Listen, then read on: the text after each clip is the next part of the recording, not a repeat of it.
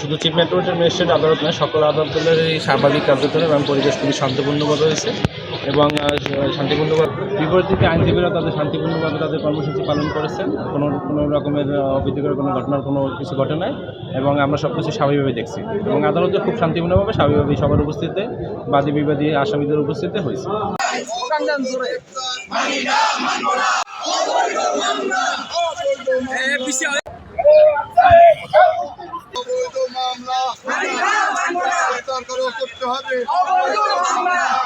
আজকে আমাদের সারাদিন ব্যাপী আদালত বর্জন কর্মসূচি আমরা দিয়েছি।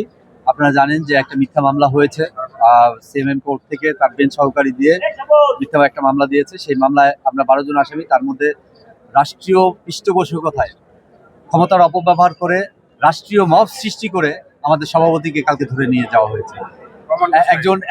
একজন নির্বাচিত সভাপতিকে বাংলাদেশের ইতিহাসে নাই কোথাও এইভাবে ধরে নিয়ে যায়।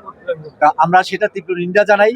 অবিলম্বে আজকে যদি 4টার মধ্যে মুক্তি দেয় তাহলে আমরা আমাদের কর্মসূচি প্রত্যাহার করে নেব, আর যদি মুক্তি না দেয় আমাদের এটা চলবে এবং আমাদের কেন্দ্রের সাথেও যোগাযোগ আছে, সুপ্রিম কোর্টের সাথে যোগাযোগ আছে, তারাও আরো কঠোর। আমরা মনে করি যারা মামলা আসামি এবং বাদী পক্ষ আছেন তাদেরকে আজকে এই যে ভোগান্তিতে পড়তে হচ্ছে ডিউ টু এই 2 জন বিচারকের কারণে, এবং তারা আইনজীবীদের সাথে একটা চ্যালেঞ্জ ঘোষণা করেছে যে হয় ওমরা থাকবে নাহলে আমরা থাকবো। এই ধরনের মন মানসিকতার কারণেই আজকে এই ভোগান্তি।